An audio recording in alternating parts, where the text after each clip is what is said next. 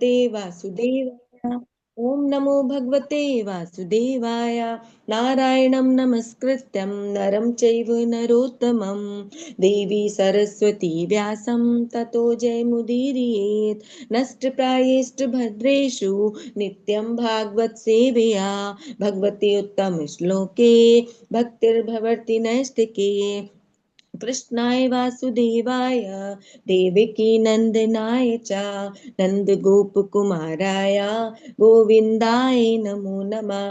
मूकं करोति वाचालं पङ्गुं लङ्घयते गिरिं यत्कृपातमहं वन्दे परमानन्दमाधवं। हरे कृष्णा माता जी। मंगलाचरण। ओम अज्ञानं तिमिरन्धस्य ज्ञानञ्जस्य शलाकया चक्षुरुन्मिलितं येन तस्मै श्रीगुरुवे नमः। श्रीचैतन्यमनोभीष्टं स्थापितं येन भूतले स्वयं रूपा कदा मह्यं ददाति स्वपदान्तिकं। वन्देऽहं श्रीगुरु श्रीयुत्पत्कमलं श्रीगुरून् वैष्णवांश्च श्रीरूपं साग्रजातं सहगण रघुनाथान्वितं तं सजीवं सावद्वैतं सावधूतं परिजन सहितं कृष्ण चैतन्य देवं श्री राधा कृष्ण पादान सगण ललता श्री विशाखान्वितांश च। हे कृष्ण करुणा सिंधु दीन बंधु जगतपते गोपेश गोपिका कांत राधा कांत नमोस्तुते।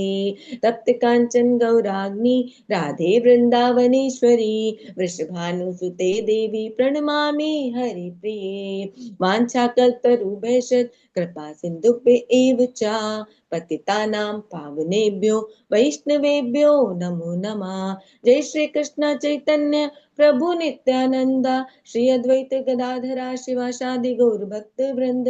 हरे कृष्ण कृष्ण कृष्ण हरे हरे, हरे राम राम राम हरे हरे। हरे कृष्णा माता जी। यस, हरे कृष्णा। माता जी, आपने तो पढ़ लिया है ना जी दामोदर माता अष्टकम? ये जी। और कोई पढ़ना चाहते हैं क्या दामोदर माता जी हम पढ़ ले क्या? हाँ श्योर माता जी, पढ़ लीजिए ठीक है, शेयर कर दीजिए माता जी। जी।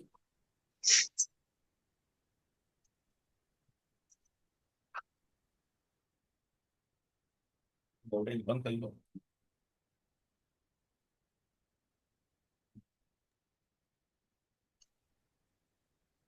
हरे कृष्णा। दामोदर अष्टकम।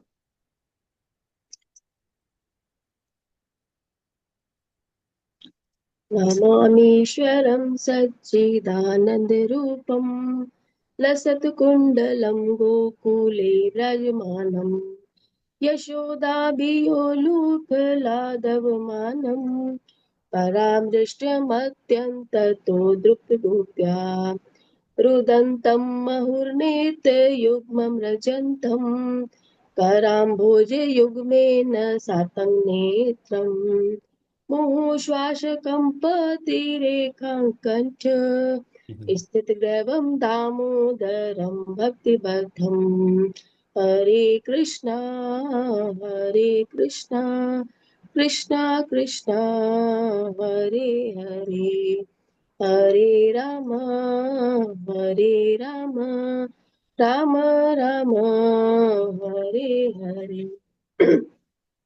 इति दृक्स्वलीलाभिरानन्दकुण्डे स्वघोषं निमज्जन्तमख्यापयन्तम् तदीयेषु तुगेषुर्भक्तैर्जिते त्वं पुनः प्रेम तस्त्वं शतावृत्ति वन्दे।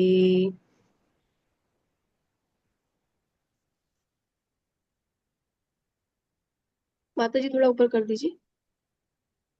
वन्दे वरं देवमोक्षं न मोक्षं वदिं वा न चान्यं व्रणेऽहं वरिषादपीह इदं ते वपुर्नाथ गोपालबालं सदा मे मनस्य विरास्तं किमन्ये इदं ते मुखं भोजम् अव्यक्तो नीलैर्वृतं कुन्तलैः स्निग्धरक्तैश्च गोप्या मुहुश्चुम्बितं बिम्बरक्ताम्बरं मे मनस्या विरास्तामलं लक्ष्यलाभे। हरे कृष्णा कृष्णा कृष्णा हरे हरे, हरे राम राम राम हरे हरे। नमो देव दामोदरानंत विष्णु, प्रसीद प्रभु दुख जलाब्धिमग्नम्। कृपा दृष्टि वृष्ट्याति दीनं वतानु, ग्रहाणेश मामज्ञमिदक्षिदृशा। कुबेरात्मजो बद्धमूर्त्यो यद्वत्, त्वया मोचितो भक्तिभाजो कृतो च। तथा प्रेम भक्तिं स्वकाम्ये प्रयच्छ, नमुक्षे ग्रहो मे अस्ति दामोदरेह। हरे कृष्णा कृष्णा कृष्णा हरे हरे, हरे राम राम राम हरे हरे।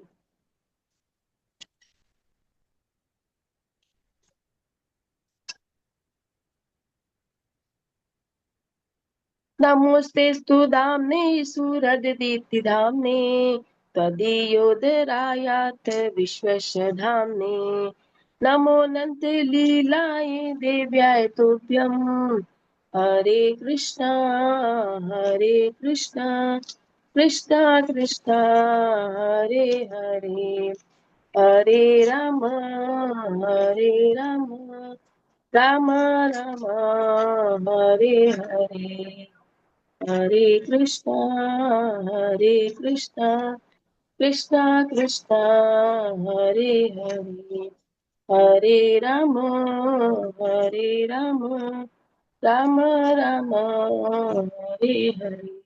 हरे कृष्णा। हरे कृष्णा माता जी। थैंक यू सो मच अर्चना माता जी, आज का जपा लीड करने के लिए, प्रार्थना करने के लिए। और माता जी, अंजलि माता जी, आपका भी बहुत बहुत धन्यवाद दामोदर अष्टकम का सुंदर उच्चारण करने के लिए। हरे हरे कृष्णा। कृष्ण माता जी, धन्यवाद, प्रणाम। दंडवत प्रणाम माता जी। हरे हरे कृष्ण माता कृष्ण जी। माता जी, हरे सादर कृष्ण माता जी, प्रणाम सभी दंडवत भक्तों को, सादर प्रणाम। हरे कृष्णा माता जी, दंडवत प्रणाम। हरे हरे कृष्णा हरे माता कृष्णा जी, कृष्ण माता माता जी, जी, दंडवत दंडवत दंडवत प्रणाम माता प्रणाम। जी।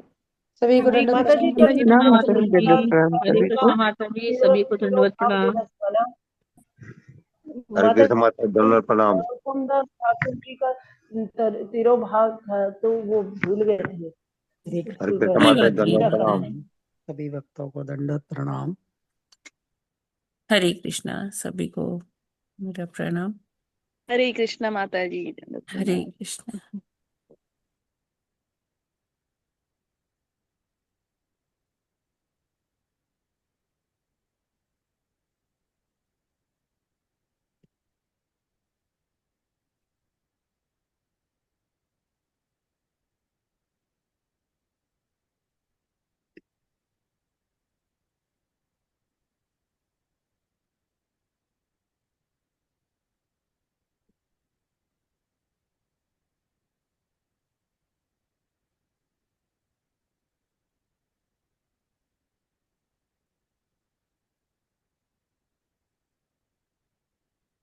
स्क्रीन विजिबल है क्या?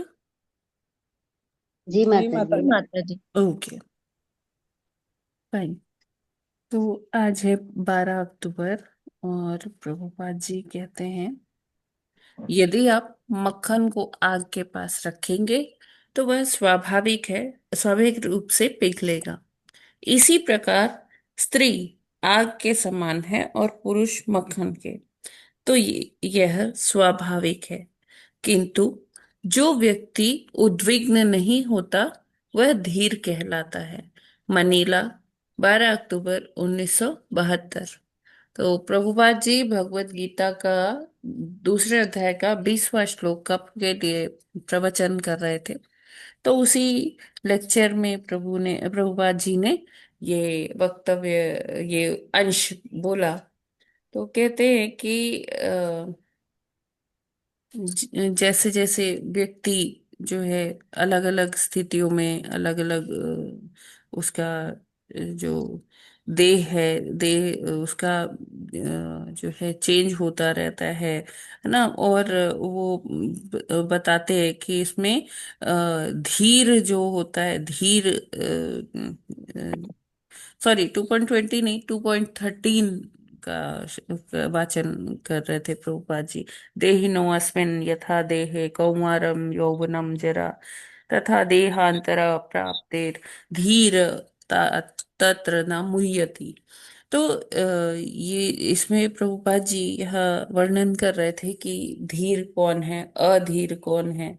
तो ऐसे बहुत सारे जो परिस्थितियां आते हैं, तो प्रभुपाद जी कहते हैं कि जो धीर पुरुष होते हैं वो उद्विग्न नहीं होते, वो एजिटेट नहीं होते, उनको कोई भी परिस्थिति ना विचलित नहीं करती है। लेकिन जो इन्हीं के ऑपोजिट अधीर होते हैं, उनको वो लोग अधीरतावश किसी भी परिस्थिति में वो बड़ी जल्दी एजिटेट हो जाते हैं, उद्विग्न हो जाते हैं, विचलित हो जाते हैं।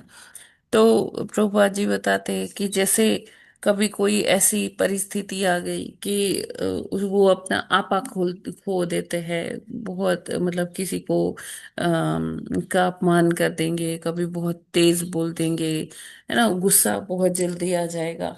लेकिन जो धीर पुरुष है वो किसी भी परिस्थिति में उद्विग्न नहीं होता है। तो एग्जाम्पल देते हैं कि जैसे मक्खन है, आग के पास ले जाएंगे तो मक्खन का टेंडेंसी है, स्वभाव है कि वो पिघलेगा ही पिघलेगा। तो कहते हैं कि ऐसे ही जो स्त्री है और पुरुष है, तो वो अगर जैसे उनमें अगर कंट्रोल नहीं है या धीरता का उनमें भाव नहीं है, तो वो भी अगर साथ में है तो वो उद्विग्न होंगे ही होंगे। तो इसी प्रकार प्रभुपाद जी यहाँ बताते हैं कि धीरता कैसे आएगी, है ना। धीरता जब तक हम शास्त्रों का अध्ययन नहीं करेंगे, जब तक हम जप में अपना मन नहीं लगाएंगे, अगर हम आध्यात्मिकता की ओर जाते, हम देखते हैं कि कुछ जो है साधु लोग भी इसी प्रकार ऐसे किए, लेकिन हाँ उनमें वो उद्विग्नता रही। जैसे जब विश्वामित्र जी थे, मेनका आती है, तो उनका जो तपस्या है उससे वो उनका भंग हो जा कर देती है ना। ऐसे ही शौबरी मुनि का आता है कि वो मछली को भी देखते हैं, जल के अंदर समाधि लिए मछली को देखते हैं, तब भी वो उद्विग्न हो जाते हैं। तो ये ऐसे क्यों होता है कि जब हमारा मन जो है वो अशांत रहता है, हम कोई मतलब भौतिक वस्तुओं से ज्यादा हम वो उनका संग करते हैं, उनका मतलब हमने अपने मन को सही से अभी कंट्रोल नहीं किया। और मन को कंट्रोल करने का क्या तरीका भगवान बताते हैं भगवद गीता में, कि अभ्यास करना है, हमें निरंतर अभ्यास करना है। रूप गोस्वामी बताते हैं कि मन को कंट्रोल करने का सबसे अच्छा तरीका क्या है, कि सुबह उठ के 100 जूते मारे और शाम को रात को क्या करे, झाड़ू लगा दे। तो इसका ये सिंबॉलिकली वो क्या कहना चाहते हैं, तात्पर्य क्या है कि 100 जूते मारने का मतलब 100 जूते मारना नहीं, तो क्या है कि इतना आप हरि नाम लीजिए, इतना हरि नाम लीजिए कि मन जो है वो एकदम बैठ जाए, वो मतलब चंचलता अपनी छोड़ ही दे, है ना। जो मंकी माइंड कहा गया है वो उसको वो जब हरि नाम करके उसको 100 जूते पड़ेंगे हरि नाम के, तो वो अपने आप शांत हो जाएगा। और रात को झाड़ू फेरने का क्या मतलब है कि मन पे झाड़ू फेर दीजिए, कि जो आपने सारा दिन कूड़ा कचरा अपने दिमाग में रखा है, तो उसको जो है शास्त्रों का शास्त्र पढ़ के उस कूड़े कचरे को बाहर निकाल दें। क्योंकि जब रात में सोएंगे उसी कूड़े कचरे के साथ, तो हमारा जो अवचेतन मन है वो उसी की प्रोसेसिंग करेगा। तो रात में बहुत जरूरी है कि जब हम सोने से पहले शास्त्रों का थोड़ा सा अध्ययन करके सोए, भगवान के लीला का चिंतन करके सोए। इस तरह से जब हम निद्रा में जाते हैं तो हमारा अवचेतन मन जो है भगवान की लीलाओं की ही प्रोसेसिंग करता है और वो शांत रहता है। तो इस तरह से हमें अपने मन को अभ्यास करके, निरंतर अभ्यास करके, ऐसा नहीं है कि 1 या 2 दिन में हो जाएगा या 1 महीना में हो जाएगा या 5 साल में हो जाएगा। ये निरंतर सतत रूप से हमें करते जाना है, करते जाना है।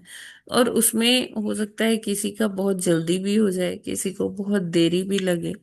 तो डिपेंड करता है कि हम कितनी तीव्रता से कर रहे हैं और हम कितना हमारे अंदर कितना अपने मन को शांत करने के लिए कितनी तीव्रता है। तो इस कारण मतलब इस तरह से हम करेंगे तो धीरता का भाव हमारे अंदर जागृत होगा और धीरे धीरे मन जो है संयमित हो जाएगा। तो यहाँ पर वही बता रहे हैं कि किंतु जो व्यक्ति उद्विग्न नहीं होता किसी भी परिस्थिति में, वो धीर कहलाता है ना।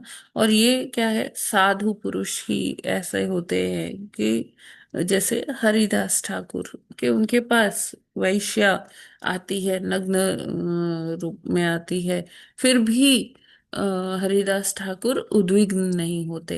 ना तो उसका अपमान करते हैं, ना उसको वहां से भगाते हैं, और ना ही जो वो कह रही है उसे एंटरटेन करते हैं। वो अपने समभाव में बैठे रहते हैं, उनको कोई फर्क नहीं पड़ता। क्यों? क्योंकि हरि नाम वो लेते हैं, एक दिन में 192 माला करते थे।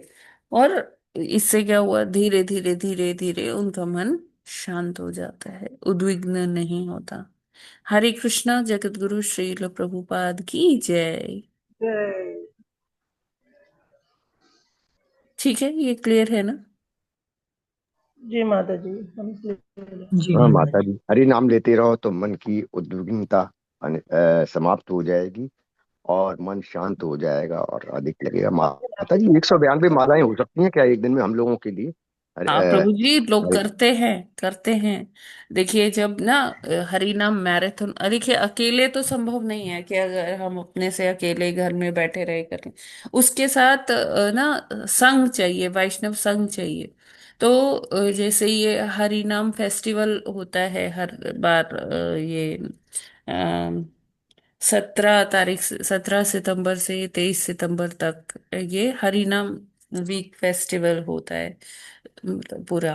तो वो जो सेलिब्रेट करते हैं तो उसमें क्या होता है कि भक्त लोग आते हैं, मतलब एक संडे का उसमें देखते हैं, संडे वो या ऐसा दिन होता है कि वहाँ भक्त लोग आते हैं सारे, मतलब रात से ही शुरू हो जाते हैं, मतलब 4 4 बजे से ही, और सारा दिन उधर ही रहते हैं मंदिर में ही।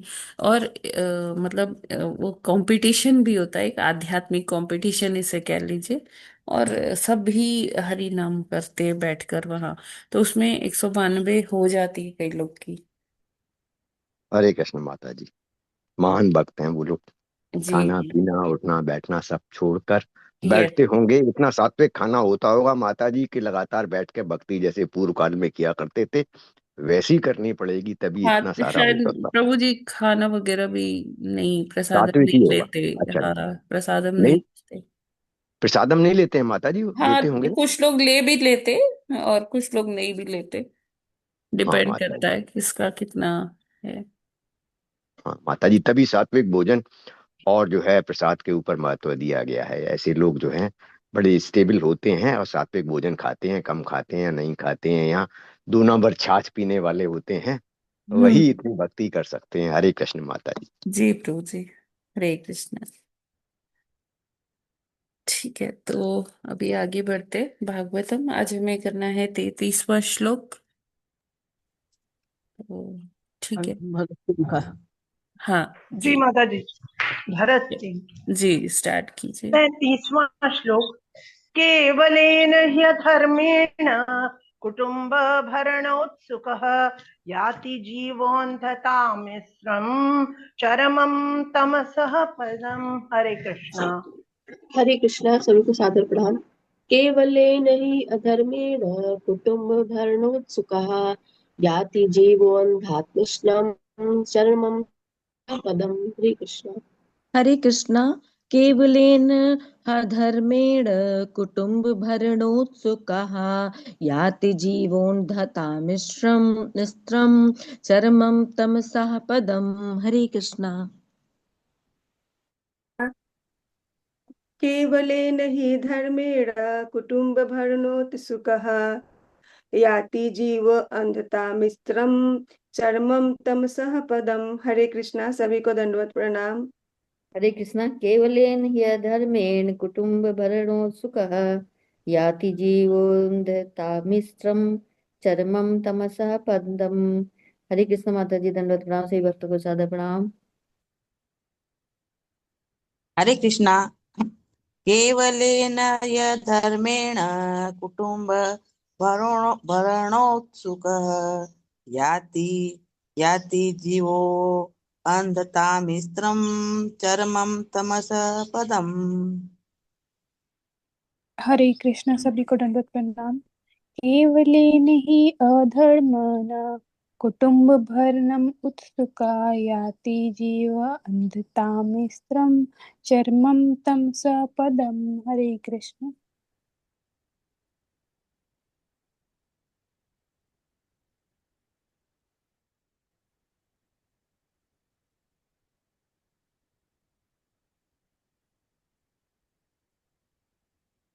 यस माता जी। और कौन पढ़ेगा? प्रभु जी। मैं पढ़ू माता? हरे हाँ, कृष्ण माता जी, पढ़िए पढ़े। पढ़िए पढ़िए माता जी। हरे कृष्णा। शब्दार्थ।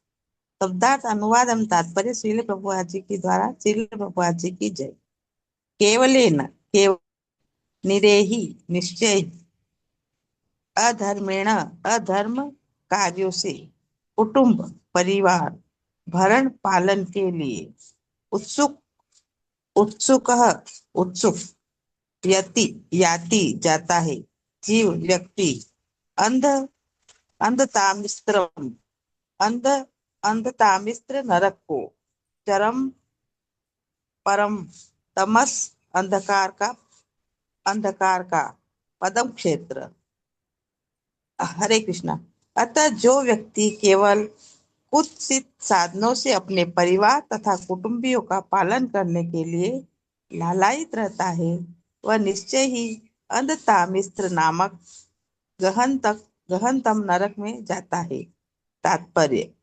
इस श्लोक में 3 शब्द का अत्यंत महत्वपूर्ण है। केवल इनका अर्थ है कुत्सित साधनों से, अधर्मेण का अर्थ है पाप पूर्ण अथवा अधार्मिक, और कुटुंब भरण का अर्थ है परिवार का पालन पोषण। निसंदेह परिवार का पालन गृहस्थ का कर्तव्य है, किंतु उसे उस सम्मत विधि से ही जीविका कमानी चाहिए। भगवत गीता में बताया गया है कि मानव ने सामाजिक पद्धति को 4 वर्णों या जातियों में उनके गुण तथा कर्म के अनुसार विभाजित किया है। भगवत गीता के अतिरिक्त प्रत्येक समाज में मनुष्य अपने गुण तथा कार्य के अनुसार ही जाना जाता है। उदाहरणार्थ लकड़ी का काम करने वाला बढ़ई कहलाता है तथा लोहे तथा निहाई का काम करने वाला लोहार कहलाता है। इसी प्रकार चिकित्सा तथा इंजीनियरिंग क्षेत्रों में लगे मनुष्यों के विशेष कार्य तथा उपाधि होती है। परमेश्वर ने इन समस्त मानवीय कार्यों को 4 वर्णों में विभाजित किया है, जिनके नाम है ब्राह्मण, क्षत्रिय, वैश्य तथा शूद्र। भगवत गीता तथा अन्य वैदिक ग्रंथों में इन 4 वर्णों के कर्तव्यों का उल्लेख है। मनुष्य अपनी योग्यता के अनुसार निष्ठापूर्वक काम करना चाहिए। उसे अनुचित ढंग से जिनके लिए वह योग्य नहीं है जीविका अर्जित नहीं करनी चाहिए। यदि ब्राह्मण को धर्माचार्य के रूप में योग्यता प्राप्त नहीं है किंतु धर्माचार्य का कार्य करता है जिसका कार्य है अपने, माता जी थोड़ा ऊपर, अपने अनु अनुयायियों को आध्यात्मिक जीवन शैली बताना बताना तो वह जनता को ठग रहा होता है। मनुष्य को ऐसे अनुचित साधनों से धन नहीं कमाना चाहिए। यही बात क्षत्रिय तथा वैश्य पर भी लागू होती है। इसका विशेष उल्लेख हुआ है कि जो लोग कृष्ण भावनामृत में अग्रसर होना चाहते हैं उनकी जीविका के साधन अत्यंत न्यायोचित तथा जटिलता रहित होने चाहिए। यहाँ इसका उल्लेख है कि जो अनुचित साधनों से केवल जीविका जीविका जीविका उपार्जन करता है उसे गहनतम नरक में भेजा जाता है। अन्यथा यदि वह शास्त्रोक्त विधियों से तथा ईमानदारी के साथ परिवार का भरण करता तो पारिवारिक व्यक्ति बनने में किसी को आपत्ति नहीं होगी। हरे कृष्णा। हरे कृष्णा माता जी। तो जैसे कल हम लोग डिस्कस कर रहे थे 32वें श्लोक के विवेचना में जो प्रभुपाद जी लिखे कि कैसे मनुष्य केवल अपने परिवार तक सीमित हो जाता है और परिवारजनों के लिए वो कोई गलत काम करने से भी नहीं उसे वो परहेज होता वो और फिर अंतोगत्वा उसका क्या वो गति होती है कि उसे बहुत मतलब नरक में जाना पड़ता है। और इस तरह से मतलब उसका जो जीवन जो उसने ऐसे व्यतीत किया ये अवैध कार्य करने में या शास्त्रोक्त कार्य नहीं किया उसने तो उसका उसे वो परिणाम भुगतना पड़ता है। तो इस श्लोक में उसी के आगे भगवान बताते हैं कि वो व्यक्ति जो परिवार का पालन पोषण के लिए गलत तरह से जीविका करता है तो उसको आगे क्या बताते हैं कपिल देव जी। अतः जो व्यक्ति केवल कुत्सित साधनों से, कुत्सित साधन मतलब कि जो शास्त्रों में जिसकी अनुमोदन नहीं किया गया है, शास्त्रोक्त विधि से जो नहीं है, तो ऐसे कुत्सित साधनों से अपने परिवार तथा कुटुंबियों का पालन करने के लिए लालायित रहता है, हमेशा ही इज ईगर है ना to bring up his family कि वो कोई जो कुत्सित साधन है शास्त्रोक्त नहीं है उन साधनों से वो अपने परिवार का भरण पोषण करने के लिए हमेशा तैयार रहता है। तो वह निश्चय ही अंधता मिश्र नामक गहनतम नरक में जाता है। तो यहाँ पर क्या मेनली हमें ये समझना होगा कि कहीं भी कहीं से भी अगर हमारे आमदनी का स्रोत अगर अवैध है तो उससे अगर हम अपनी थाली अच्छी सी सजा रहे हैं तो उस समय तो शायद हमारी जिह्वा को अच्छा लगे, लेकिन वो हम क्या खा रहे हैं, पाप ही खा रहे हैं, है ना। और उसका हमें भुगतान करना ही होगा। और जो व्यक्ति ऐसे कर रहा है उसको भी उसका दोष लगेगा, है ना। वो कहा जाएगा अंधता मिश्र नामक वो नर्क में जाता है। तो प्रभुपाद जी कहते हैं कि ठीक है, परिवार का पालन तो करना है ना। ये जो गृहस्थी है, गृहस्थी में हमें अपने उत्तरदायित्व से हम भाग नहीं सकते, लेकिन हम चाहे थोड़ा ही कमाए, चाहे चाहे हमें थोड़े में ही निर्वहन करना पड़े तो वो ठीक है।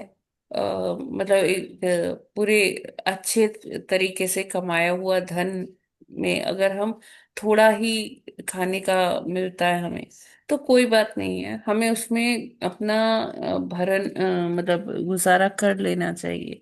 और ज्यादा कि हमें और अच्छा मिले और अच्छा मिले उसके लिए हमें ज्यादा अपने हाथ पैर नहीं मारने चाहिए, क्योंकि शायद उस समय तो हम अच्छा खा लेंगे, अच्छा पहन लेंगे, जो भी हमारी जो इंद्रिय तृप्ति है वो कर लेंगे। लेकिन उसका परिणाम जो होगा, जब न्याय होगा, तो फिर वो बहुत ही, उसकी हम कल्पना भी नहीं कर सकते। जो हम यहाँ शब्दों में पढ़ रहे हैं, प्रभुपाद जी ने जिन शब्दों में लिखा है, तो हम उसको कल्पना भी नहीं कर सकते कि वो कैसा, नरकों की वो कैसी यातना होती होगी। तो हमें ऐसे वो बचना चाहिए ऐसी चीजों से। क्योंकि इससे क्या होता है कि सबसे पहले जिस चीज पर फर्क पड़ता है वो है भक्ति। हमने इधर उधर का कुछ खा लिया, कुछ भी हमने इंद्रिय तृप्ति का साधन जितने होते हैं, अगर उसका उपयोग कर लिया, तो क्या होता है कि धीरे धीरे जो हमारी चेतना है वो अशुद्ध होने लगती है। और हमारी भक्ति जो है, हम देखेंगे कि कम होने लगती है। हम अच्छे से जो जितना मन लगा के शास्त्र पढ़ रहे थे, या एकाग्र होके माला करते हैं, वो सारा हमारा नहीं हो पाता है। धीरे धीरे हम देखते हैं कि सब उत्साह भी खत्म होने लगता है। तो कुछ भी अवैध होता है, कुछ भी शास्त्रोक्त अगर नहीं हो रहा है, तो सबसे पहला उसका प्रभाव कहाँ पर पड़ता है? हमारी भक्ति पर। और धीरे धीरे क्या होता है कि जब हमसे भक्ति नहीं हो पाती, धीरे धीरे हम क्या हो जाते हैं, भगवान से विमुख होने लगते हैं।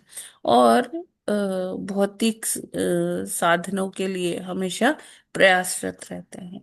तो देखिए, जरूरतें हमने पहले भी पढ़ा है कि जरूरतें इंसान की बहुत कम है, लेकिन लोभ और मोह इतना सताता है ना मनुष्य को, कि वो कोई गलत काम करने से भी पीछे नहीं हटता। एक बार सोचता भी नहीं है कि हाँ ये गलत है। जब जो परमात्मा है वो उसको अंदर से बताते भी है, गाइड भी करते हैं, लेकिन ना तो वो सुन पाता है, ना भगवान की बात समझ पाता है। क्योंकि माया रूपी आवरण आवरण इतना प्रबल है कि वो एक बार भी उसे लगता है कि हाँ जो मैं कर रहा हूँ वो तो ठीक है, मेरे को अपने फैमिली को चलाना है, उनको उनका भरण पोषण करना है, तो ये सब कर सकते हैं। वो उसका मन जो है वो सारी चीजें जस्टिफाई करने लगता है। कहते हैं ठीक तो है जो तुम कर रहे हो, किसके लिए कर रहे हो? अपने परिवारजनों के लिए कर रहे हो ना। ठीक है, तुम्हारा उत्तरदायित्व है, तुम चाहे जैसे करो, बाय हुक और बाय क्रूक।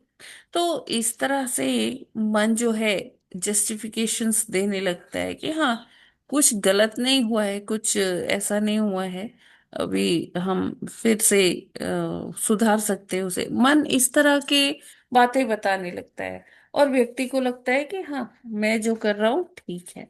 लेकिन वो ठीक नहीं होता। जो शास्त्रोक्त विधि अगर नहीं पालन कर रहे हैं, तो हमें उसके दुष्परिणाम, दूरगामी दुष्परिणाम अ, भुगतने ही होंगे। हरे कृष्णा। जगत गुरु श्रील प्रभुपाद की जय। ये किसी का कोई प्रश्न है क्या इसमें? हरे कृष्ण माता जी। एक्चुअली सतयुग और से कलयुग आते आते स्थितियों में काफी परिवर्तन हो गया है। बम्बई, दिल्ली और कलकत्ता में रहने वाले लोगों को सब चीज की जरूरत है। और परिवार तो भगवान का दिया हुआ है, भगवान का मानकर ही उनकी सेवा करनी है, बच्चों की, माता पिता की। परंतु जरूरतें भी इंसान की इतनी ज्यादा बढ़ जाती हैं कि उसे रहने के लिए अच्छा सा घर या फ्लैट चाहिए, कार चाहिए, और सारी व्हीकल्स चाहिए, बच्चों को स्कूल छोड़ने के लिए चाहिए। तो इंसान जो है, अब इसमें जो है मेनली शास्त्र के उन्मुख जो है, जो भक्ति है, जो कर्म है, उस पे स्ट्रेस दिया गया है। परंतु ऐसी कंडीशन में जो जैसे जो है माया रूपी आवरण से मनुष्य इतना ढक जाता है कि समस्त जो है शास्त्र उन्मुख नहीं कर सकता है। तो इस समय में कलयुग में माता जी कैसे जो है ये संभव है कि शास्त्र में उल्लिखित विधि पे ही लोग डटे रहे हैं, ज्यादा पॉपुलेशन, और जो कि सब न्यायोचित हो। हरे कृष्ण। देखिए, हम ऐसा तो कभी नहीं कर सकते। प्रभुपा जी कहे ऐसा कभी नहीं होगा कि सब भक्त ही बन जाए या सब एकदम अच्छे ही बन जाए। हमेशा वो बैलेंस बना रहता है ना। तो पॉपुलेशन हमेशा सारी एक जैसी नहीं हो सकती, उसमें विविधताएं रहेंगी ही रहेंगी। कोई व्यक्ति अगर 112 में माला भी कर रहा है, और कोई व्यक्ति है कि वो एक नॉर्मल भगवान को प्रणाम भी नहीं कर पाता है। तो बहुत विविधताएं हैं, बहुत तरह के लोग हैं प्रभु जी। हम कभी भी ऐसा 100% नहीं कर सकते। हाँ, जैसे आपने कहा कि कोई मतलब देखिए, जो व्यक्ति होता है वो 3 गुणों के आधार पर कार्य करता है, और उसी से जो 4 वर्ण है, आश्रम है, उसी के अंतर्गत वो कार्य करेगा। तो ये भौतिक जगत है प्रभु जी, उसी के अनुसार सब ये समय चक्र भी चलता रहता है, और व्यक्ति उस समय चक्र के अधीन, गुणों के अधीन रहकर कार्य करता है।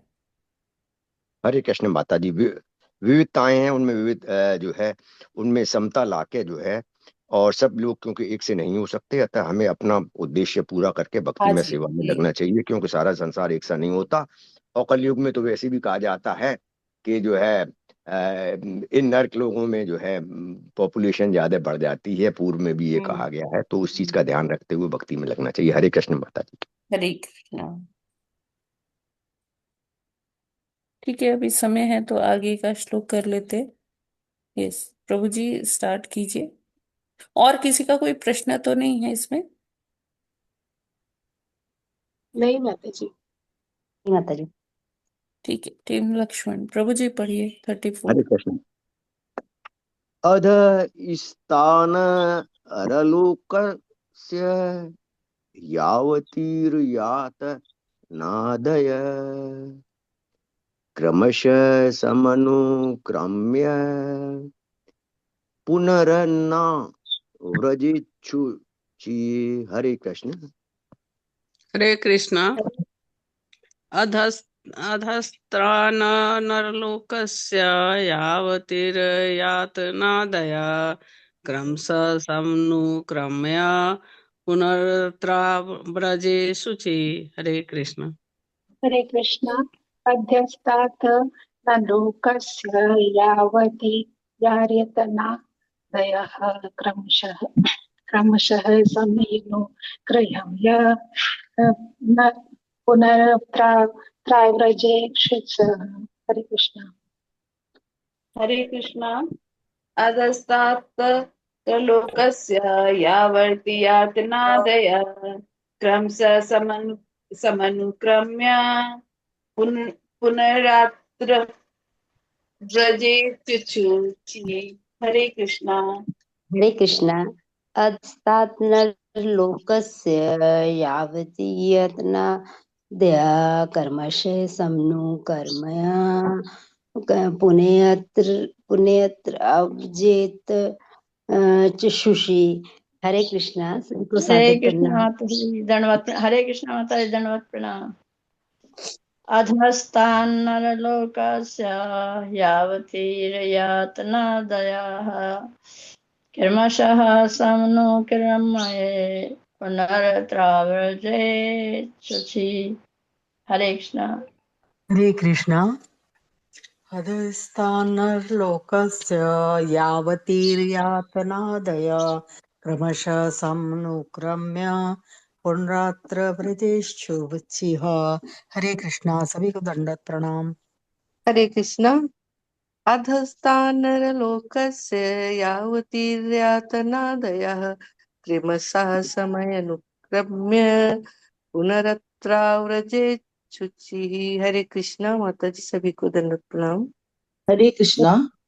अधरस्तान्नरलोकस्य यावतीर्यातनादयः क्रमशः समनुक्रम्य पुनर पुनरत्राव्रजेच्छुचिः। हरे कृष्णा, सभी भक्तों को दंडवत प्रणाम। माता जी दंडवत प्रणाम।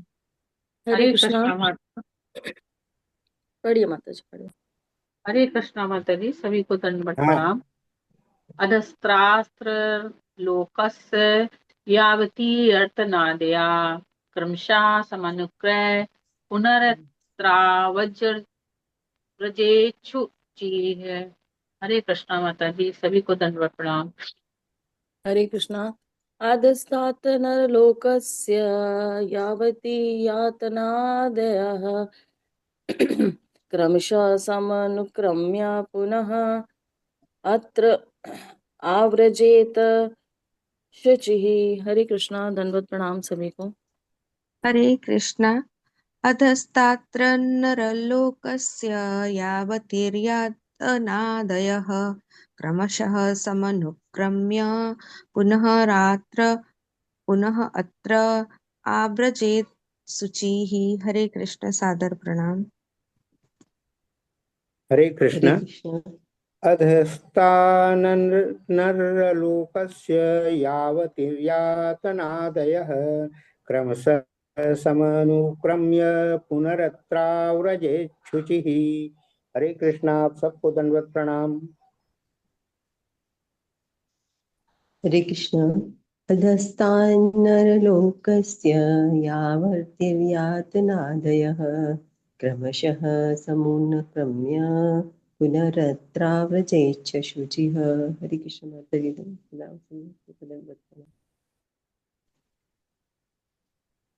माता जी पढ़ ले। माता जी पढ़ ले। कौन पढ़ेगा माता सब जी? सब मैं पढ़। क्या बोलूं? माता जी चलो ऊपर जिसने वाले नहीं में, पढ़ा, जिसने कभी नहीं माता पढ़ा जी उसको ऊपर कह वाले लाइन दीजिए। में जो है अधास्त न है ना, और नीचे वाले लाइन में त्र है। त्र। हाँ हाँ जी। हाँ, उन्हें बहुत लोग माता जी लोग पढ़ रहे हैं ना, त्र हाँ ऊपर वाले। देखिए, हाँ इसका हमें ध्यान देना चाहिए कि जब जैसे लिखा है अद स्थान, है ना, इस तरह से हमें पढ़ना चाहिए, अधस्तात नर लोकस्य। तो यहाँ डबल न का उच्चारण होगा और नीचे जो है वो त्रा लिखा है, ना में त्र। आगे गोल गोल बना रहता है और त्र। अब देखिए जहाँ पुनर्त्रा व्रजे, तो इस तरह से हमें देखना चाहिए कहाँ त्रा लिखा है कहाँ न लिखा है ना। तो इसका जरूर से ध्यान दीजिए। जी जी। और कौन पढ़ेगा, कैसे डिसाइड करेंगे? माता जी पढ़ लूं इंदु क्या? माता जिसने जी, कभी नहीं पढ़ा उसको है। इंदु हरे माता कृष्ण। जी आपने अभी पढ़ा था ना अभी? हाँ हाँ, मैं वही कह रही हूँ, जिसने नहीं पढ़ा उसको माता कह जी हाँ दीजिए मैंने नहीं माता पढ़ा जी। बहुत माता दिन जी से। मैं पढ़ूं? यस, शालिनी माता जी सक्सेना मैं माता पढ़ जी लेती हूँ, पढ़ेंगी, शालिनी मैं बहुत सक्सेना। दिनों से नहीं पढ़ी। हाँ, शालिनी सक्सेना माता जी, यस पढ़िए। जी माता जी। शब्दार्थ अनुवाद एवं तात्पर्य श्रील प्रभुपाद जी के द्वारा। श्रील प्रभुपाद जी की जय। अधस्तात् नीचे से, नर लोकस्य मनुष्य जन्म, यावती है जितनी, यातना दंड सजाएं, आद्य इत्यादि, क्रमशः नियत क्रम, समनुक्रम्य से होकर जाने पर, पुनः फिर अत्र यहाँ इस पृथ्वी पर, आवरजेत लौट लौट सकता है, शुचि शुद्ध।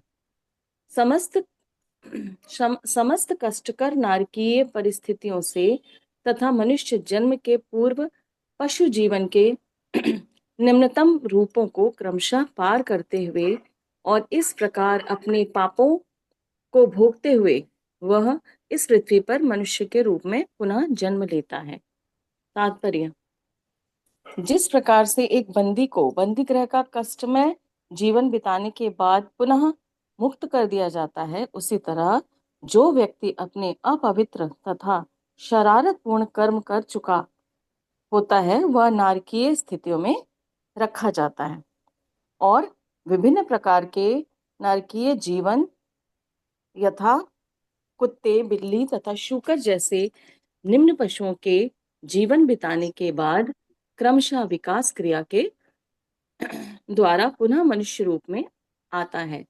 भगवत गीता में कहा गया है कि योगाभ्यास में लगा व्यक्ति कभी कभी अच्छी तरह से उसे पूरा नहीं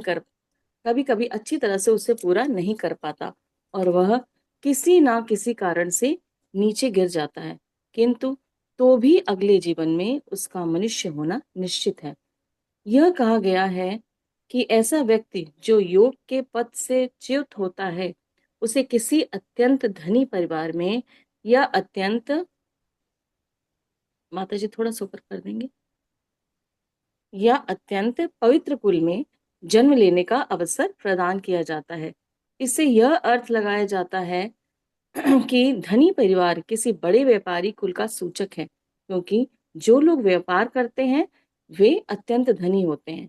जो व्यक्ति आत्म साक्षात्कार में या परमेश्वर के साथ संबंध स्थापित करने योग में लगा रहता है किंतु उसे पूरा नहीं कर पाता, तो उसे धनी परिवार में या कि पवित्र ब्राह्मण कुल में जन्म लेने दिया जाता है। दोनों ही तरह से उसे अगले जीवन में मनुष्य समाज में जन्म लेने की गारंटी रहती है। अतः यह निष्कर्ष निकलता है कि जो तामिस्त्र या अंध तामिस्त्र जैसे नरक का जीवन बिताना नहीं चाहता है, उसे कृष्ण भक्ति की विधि अपनानी चाहिए, जो प्रथम कोटि की योग पद्धति है। क्योंकि यदि कोई उससे इस जीवन में पूर्ण, माता जी ऊपर कर दीजिए, पूर्ण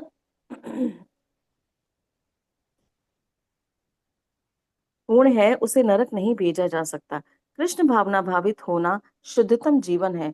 यह सभी मनुष्यों को नरक की ओर जाकर कुत्तों या शुकरों के परिवार में जन्म लेकर नरक की ओर जाने से बचाती है। एक लाइन मिस हो गई माता जी, क्योंकि यदि कोई उससे इस जीवन में पूर्ण कृष्ण भावनामृत प्राप्त नहीं कर पाता, तो अगले जन्म में मनुष्य परिवार में उसका जन्म निश्चित है। ठीक है, बहुत बहुत धन्यवाद माता जी। तो मेरे ख्याल से आपको ये तात्पर्य सबको स्पष्ट हो ही गया होगा। प्रभुपाद जी ने बहुत सरल तरीके से बताया है कि कैसे व्यक्ति की, अगर हम जानते हैं कि किस प्रकार एक जन्म के बाद दूसरा जन्म, दूसरे के बाद तीसरा जन्म, इस तरह से 84 लाख योनियों को पार करते हुए मनुष्य जो है उसे मनुष्य योनि में जन्म लेने का मौका मिलता है। और जिसने अगर कुछ थोड़ी बहुत भी भक्ति की, तो उसका कोई लॉस नहीं होता है क्या। उसकी भक्ति जहाँ से छूटी होती है, अगले जीवन में वो वहीं से करता है। कोई बहुत मतलब जो भगवान की इस तरह से भक्ति किया है, उसको वैष्णव का संग मिला कि जिससे उसे पता चला कि भक्ति करनी चाहिए, तो ऐसे मनुष्य को फिर कहाँ जन्म मिलता है। या तो किसी धनी मानी परिवार में जन्म मिलता है कि वहां उसको कोई ऐसा कुछ उत्तरदायित्व नहीं है कि उसे जाकर रोज जॉब करना पड़ रहा है, रोज अपना अपने को खपाना पड़ रहा है ना, कि बच्चों को स्कूल भेजने के लिए, उनको उनकी शिक्षा कराने के लिए, उनका आहार का आपूर्ति करने के लिए। तो कोई टेंशन नहीं रहती। अगर कोई धनी परिवार में आता है तो वो आराम से टाइम दे सकता है भक्ति करने के लिए। या फिर किसी ऐसे ब्राह्मण कुल में, सर्वोच्च कुल में उसका जन्म होता है कि फिर भी उसे कोई चिंता नहीं रहती, कि क्योंकि वो तो भगवान के आश्रय में ही रह रहा है। तो हमें ध्यान रखना चाहिए कि अगर हम भक्ति करते भी हैं, थोड़ी बहुत कहीं छूट भी जाती है, या किधर मतलब कितना भी परसेंटेज हमने किया हो, अगर रह गया है, तो उसके लिए भगवान पूरा अपॉर्चुनिटी देते हैं, मौका देते हैं कि कोई भी भक्ति में आगे बढ़ सके, और ये जीवन का लक्ष्य जो है कि भगवत प्राप्ति करनी है, तो वो उसका जो मार्ग है वो सुगम भी बना देते हैं। धनी वानी परिवार में या ब्राह्मण कुटुंब में उसका जन्म हो जाता है, तो उसे बचपन से ही, मतलब ऐसे अनायास ही भक्ति करने का वो मौका मिलता है। तो जैसे मनुष्य का ये ऐसे क्रमशः कई योनियों में आता है, तो उसके आधार पर उसे आगे भी और किस योनि में जाना है ये भी निश्चित हो जाता है। जैसे कोई व्यक्ति कर रहा है, भक्ति कर रहा है, तो उसे, हाँ, मनुष्य का ही जीवन मिलेगा कि उसकी भक्ति सहजता से हो जाए। और जो कोई भौतिक कार्यों में लगा रहता है, इंद्रिय तृप्ति ही करता रहता है, तो उसको पाश्विक योनियां भी उपलब्ध कराई जाती है कि ठीक है, आप अभी इंद्रिय तृप्ति ही अच्छे से कर लीजिए। तो यहाँ पर लास्ट में प्रभुपाद जी कॉन्क्लूड करते हैं कि कृष्ण भावना भावित होना शुद्धतम जीवन है। यह सभी मनुष्यों को नरक की ओर जाकर कुत्तों या शूकरों के परिवार में जन्म लेकर नरक की ओर जाने से बचाती है। तो कृष्ण भावनामृत वो प्योर जो विज्ञान है ना, उसमें उसके अंतर्गत जो है हम जब कार्य करते हैं तो क्या होता है कि जो अगर ऐसा कुछ चांसेस भी है कि कोई ऐसी योनि मिल जाएगी, पाशविक योनि मिल जाएगी, तो उससे भी दूध क्या हम होता पहले है। अपना टेबल पे रखो, दूध टेबल पे रखो। माता जी म्यूट कर लीजिए। हाँ, तो ऐसे में उसे नर्क की ओर से उसको डायरेक्शन चेंज हो जाती है जब वो हरि नाम करता है, कृष्ण भावनामृत का पालन करता है। हरे कृष्णा। जगत गुरु श्रील प्रभुपाद की जय। यस, कोई प्रश्न है क्या इसमें? माता जी एक थोड़ा इसी से ज्यादा रिलेटेड है, एक थोड़ा सा बहुत शॉर्ट है। हम्म। एक तो ये है माता जी, जो शास्त्रों में उल्लेखित है वो तो जो वास्तव में योग पद्धति है जिसमें आसन लगाकर बैठते हैं उसके बारे में है ही, कि जो भक्ति में कार्य से चुक्त हो जाता है वो अगले जीवन में मानव या ब्राह्मण की परवाह अच्छे धनाढ्य या उसमें जन्म लेता है। तो योग पद्धति भगवान ने खुद ही कहा है कि बहुत कठिन है, वो भक्ति में कार्य बहुत आसान है, और जो भक्ति करते हैं वही मुझे इस रूप में देख सकते हैं और जान सकते हैं और देख सकते हैं। तो माता जी ये जो शब्द हैं कि जो योग पद्धति से चुक्त हो जाता है और नीचे गिर जाता है, और ये योग में तो आया परंतु भक्ति में कार्य में जो चुक्त हो जाता है, इनकम्प्लीट रह जाता है, हम्म। तो वह क्या नीचे गिर जाना शब्द यूज होगा क्या उसमें? क्योंकि ये तो भक्ति है, डायरेक्ट ही भगवान की कर रहे हैं, नीचे थोड़ी गिरा, उसकी तो इनकम्प्लीट रही। तो ये नीचे गिरना भक्ति में कार्य में यूज होगा क्या? क्योंकि कृष्ण भावनामृत तो ऑलरेडी जो है शुद्धतम जीवन है। दूसरा जी। क्वेश्चन दूसरा क्वेश्चन ये है माता जी, अभी तक ये समझा गया था या जाना गया था कि यमराज के यहाँ जो लोग जाते हैं अपने कर्मों के हिसाब से, तो वो नारकीय जीवन का अभ्यास करते हैं और नारकीय जीवन अगले जीवन में जो है उनको उस हिसाब से निम्न योनि में मिलता है। परंतु यहाँ तात्पर्य की चौथी लाइन में विभिन्न प्रकार के नारकीय जीवन यथा कुत्ते, बिल्ली तथा शूकर जैसे निम्न पशुओं का जीवन व्यतीत करने के पश्चात, तो क्या ये जन्म जन्म के कुत्ता बिल्ली, अब भगवान तो हर एक के अंदर स्थित है, यस प्रभु जी। तो ये क्या नारकीय जीवन कहलाएगा? यहाँ जो हाँ यमराज के यहाँ जो पास किया हुआ है वो नारकीय जीवन कहलाएगा सिर्फ? जी जी जी। तो हमने कल भी पढ़ा, मतलब पूर्व में भी पढ़ा है कुछ श्लोक पहले कि जब यहाँ भेजा जाता है सूकर बनाने के लिए, मान लीजिए भेजा गया, तो उसको वो प्रैक्टिसेस कि वो सूकर के रूप में भी अपने आप को धन्य समझे, अपने उसे शरीर से प्रेम रहे, और जो भी वो इधर मल खाता है, तो वो उसको वहाँ वो प्रैक्टिस कराई जाती है। तो हमें इसको देखना चाहिए कि क्या मीनिंग निकलेगा। तो जैसे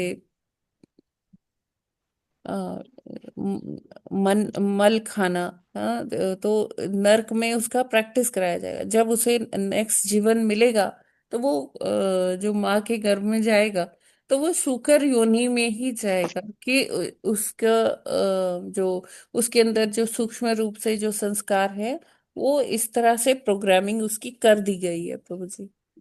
हाँ माता जी, लेकिन क्या ये जीवन नारकीय जीवन कहलाएगा? हाँ क्वेश्चन ये। हाँ हाँ, क्वेश्चन अच्छा ये माता जी, है। निम्न योनियां भी नारकीय जीवन ही कहलाएंगी, हाँ हाँ, वो योनि नहीं कहलाएंगी कि ये निम्न क्योंकि योनि? उसमें चेतना ही इतनी संकुचित होती है कि व्यक्ति वो जीवात्मा समझ ही नहीं पाता है कि उसको क्या करना है क्या नहीं करना है, तो वो पशुवत ही आचार विचार होते हैं ठीक है माता उसके। जी, हाँ, नारकीय जीवन की प्रैक्टिस थी, नारकीय जीवन।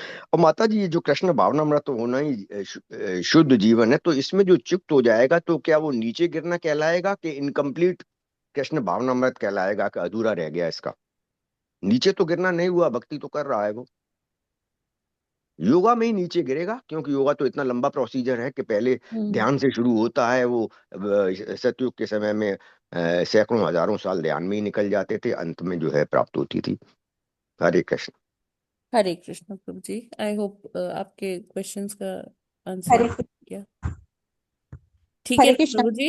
हरे कृष्ण। हाँ माता जी, ये नीचे गिरना कहलाएगा क्या, जो इनकी इनकम्प्लीट होती है कृष्ण प्रावनामृत? अ, नीचे गिरना तो नहीं, मान लीजिए हाँ, दोनों केसेस हो सकते हैं। हो हाँ सकता है माता कि जी, ठीक है। पतन भी हो जाए, और हो सकता है कि नहीं, अभी उनका मृत्यु आ गई किसी कारणवश, तो पूरी हाँ, नहीं हो पाई भक्ति। दोनों दोनों कैटेगरी केसेस में है। आएंगे, जैसी स्थिति हो उस हिसाब हाँ से हाँ होगा। हाँ। नीचे गिरना भी जी कहला सकता है, और अधूरी कृष्ण भावनामृत की पूर्णता न होना भी कहला सकता है। हरे कृष्ण माता जी। जी प्रभु जी। यस माता जी, आप क्या कह रहे थे? कृष्णा माता जी, दंडवत प्रणाम माता हरे जी। कृष्णा। जैसे आपने बोला कि अगला जन्म उसके हिसाब से मिलता है, अगर भक्ति अधूरी रह जाती है तो अगर किसी भक्त के घर में जन्म मिला तो बहुत अच्छा है। अगर धनी के घर में जन्म मिलता है माता जी, तो फिर तो बहुत चांस है ना कि वो धन उसको दिया गया है कि वो भक्ति आराम से कर सके, लेकिन वो तो नीचे गिर सकता है ना धन आने के बाद, तो माया। वही मैं नहीं, क्लियर। जिसको जिसको भगवान ने ऐसे कुल में भेजा है, उसको इतनी मति भी देंगे भगवान जी कि वो अपनी भक्ति पूरी कर ले। जी जी माता जी। हाँ, उसमें बहुत चांसेस। ठीक है, आपका कहना सही है कि धन हो गया तो उसका मतलब पतन हो सकता है। हाँ, कुछ केसेस में होता भी है माता जी। अब इसका हम श्योर शॉट इसका आंसर नहीं है, लेकिन हाँ, ये कह सकते हैं कि जिसके भगवान जिसके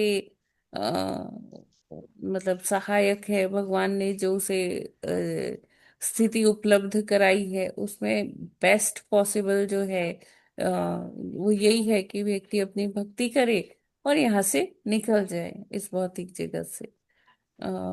लेकिन हाँ, धन जहाँ होता है तो वहां पर थोड़ा सा विचलित होता है। ये माता जी इंडिविजुअल टू इंडिविजुअल उनके कैसे कर्म आ रहा है, कि आप प्रारब्ध है उसके अनुसार माता जी होगा। यस। पर माता जी, इसका मतलब ये कह सकते हैं कि पिछले जन्म में अगर बहुत अच्छे से शुद्ध भक्ति है तो वो विचलित नहीं होगा धन आने के बाद भी। यस माता जी।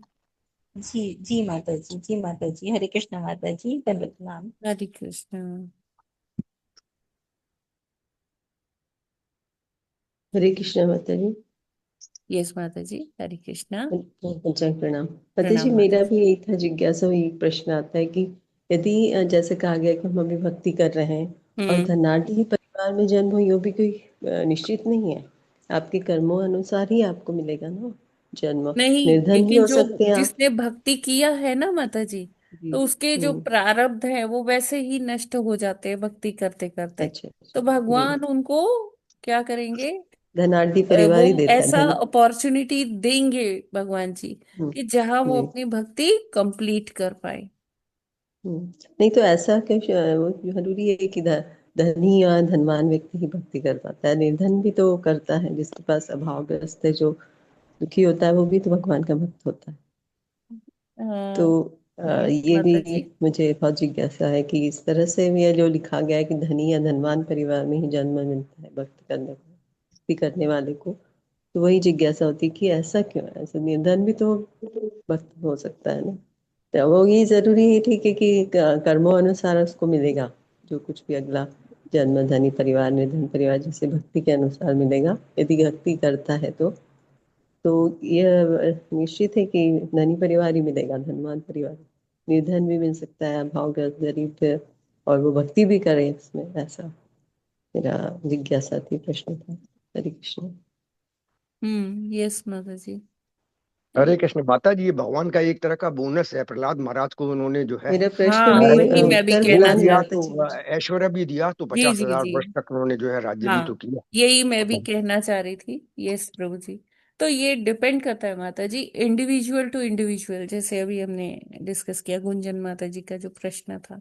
ये हाँ, इंडिविजुअल वो टू कुछ जगह पे इंडिविजुअल लिखा। डिफर करेगा माता जी, कि बहुत अच्छा। सारे ऐसे भक्त हैं कि जो बड़ी ही प्रतिकूल स्थितियों में भी उन्होंने वही। भक्ति करके आगे आ गए।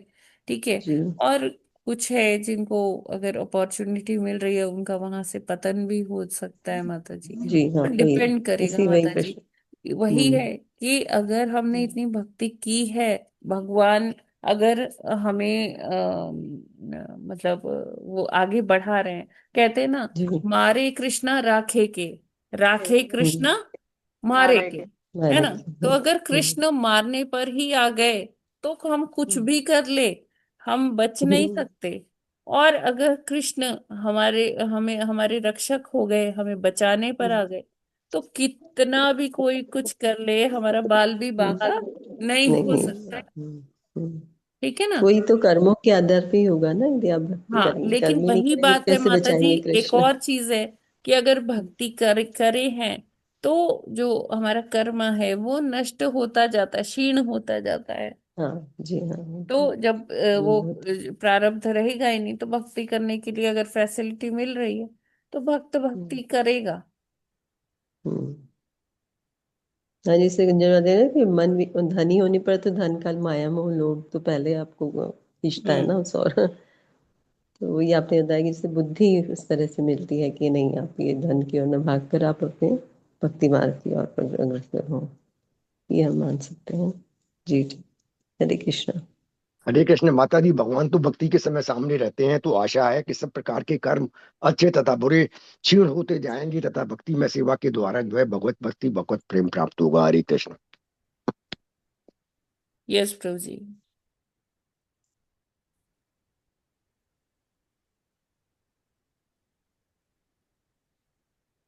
ठीक है, तो और कोई प्रश्न है क्या? हरि बोल।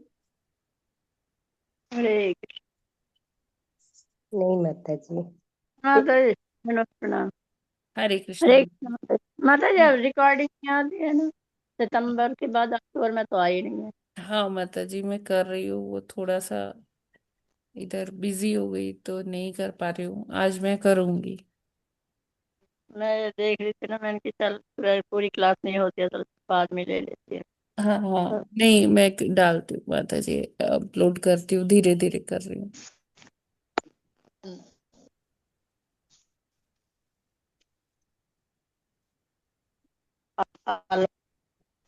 टेम्पल हरे जा। कृष्ण माता जी। हरे कृष्ण माता जी, दंडवत प्रणाम माता जी। जी माता जी। माता जी, इस मास में तो संडे संडे को भी तो मतलब जल्द दिला सकता है ना अश्वनी से, क्या क्या तुलसी माता। माता जी, क्या? मतलब संडे को भी इस मास में तो मतलब जल्द दिला सकता है ना अश्वनी से, संडे को तो क्या करना है, जल? तुलसी माता तुलसी को। तुलसी माता हाँ जी। हाँ माता जी, तुलसी माता जी को जल चढ़ाना ही है नित्य। हाँ तो बस मतलब दीपक दीपक वो सब होगा इसमें, मतलब संडे को बराबर नहीं कुछ। संडे को कोई निषेध है ही नहीं माता जी, आप क्यों करते हैं? ठीक है ना, ऐसा जी। कुछ नहीं है कि संडे को निषेध है। आप करिए, तुलसी जी का सेवा तो नित्य होना चाहिए, लेकिन वो और माता जी, एकादशी द्वादशी थोड़ा सा करते हैं, इस रीजन से कि एकादशी में तुलसी माता जी भगवान की सेवा करती हैं, तो इसलिए उनको डिस्टर्ब नहीं किया जाता। और द्वादशी के दिन भगवान ने उनको ये वरदान दिया है कि द्वादशी के दिन वो रेस्ट करेंगी, तो जब रेस्ट करेंगे तब भी उनको डिस्टर्ब नहीं करना है। माता जी और द्वादशी को जैसे तुलसी दली सब दे के भगवान को भोग लगाया जाता है जो प्रसाद, तो वो प्रसाद द्वादशी के दिन तुलसी मतलब नहीं लेना चाहिए तब। नहीं, ऐसा कुछ नहीं है। प्रसाद ले सकते हैं, उसमें कोई दिक्कत नहीं है ना। हाँ हाँ। थैंक यू माता जी। हरे कृष्ण। हरे कृष्ण कृष्ण कृष्ण हरे हरे माता जी, पहले हम लोग भी संडे को नहीं करते थे तुलसी में जल, अब तो जब से जुड़े हैं एकादशी द्वादशी को छोड़ के और बाकी के सारे दिन करते हैं।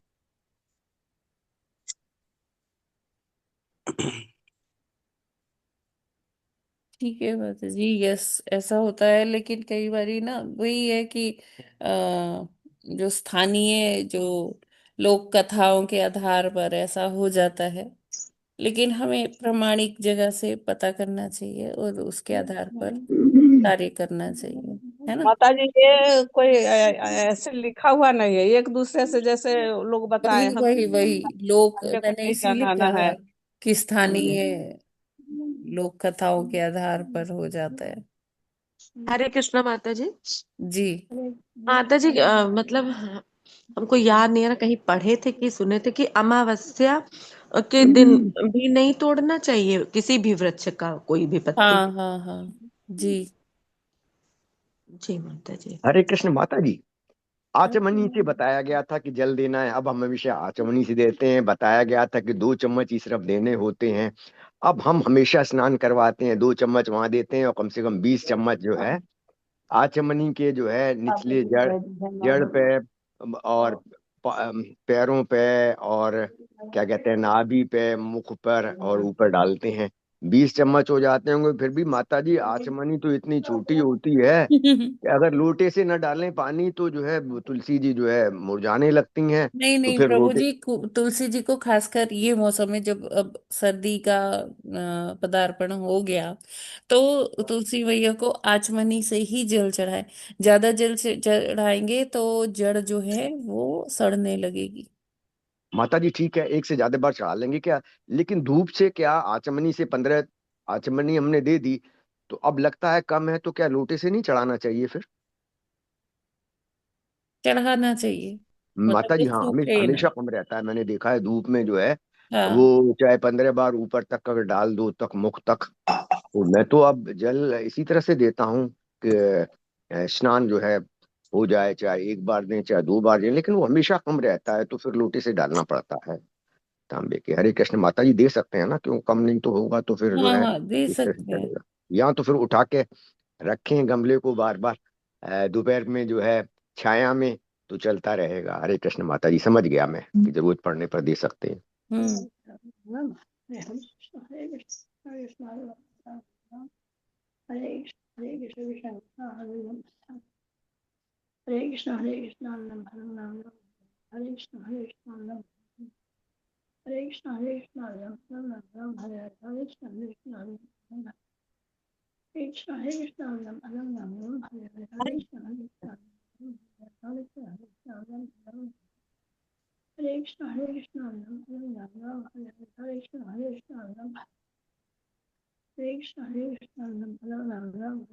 कृष्ण ठीक। हरे कृष्णा माता जी। प्रभु जी मेरा हैंग हो गया है, आप लोग लीव कर सकते हैं। हरे कृष्णा। हरे कृष्ण माता जी, बहुत पंचांग बहुत प्रणाम सभी शुक्रिया भक्तों को, हरे पंचांग कृष्णा। प्रणाम। हरे कृष्ण माता जी, दंडवत प्रणाम सभी दंडवत को। प्रणाम माता जी। ग्रंथराज श्रीमद् भागवतम की जय। जगत गुरु श्रील प्रभुपाद की जय। नामाचार्य हरिदास ठाकुर की जय। अनंत कोटि वैष्णव कोटि भक्त भक्त की वृंद जय। की जय। वांछा कल्पतरुभ्यश्च कृपा सर्वश्रेय सिंधुभ्य कृपा एव च पतितानां पतितानां पावनेभ्यो वैष्णवेभ्यो नमो नमः। हरे हरे कृष्णा। कृष्ण। पंचांग प्रणाम माता जी, सभी भक्तों को हरे पंचांग प्रणाम। कृष्णा माता सभी जी, भक्तों दंडवत को प्रणाम प्रणाम। सभी माता जी और सभी प्रभु जी को दंडवत प्रणाम। हरे कृष्णा माता जी, सभी को दंडवत हरे प्रणाम। कृष्ण माता जी, दंडवत प्रणाम। हरे कृष्णा प्रभु जी। आप सभी माता जी लोगों को दंडवत प्रणाम। हरे कृष्णा। हरे कृष्णा। हरे कृष्ण।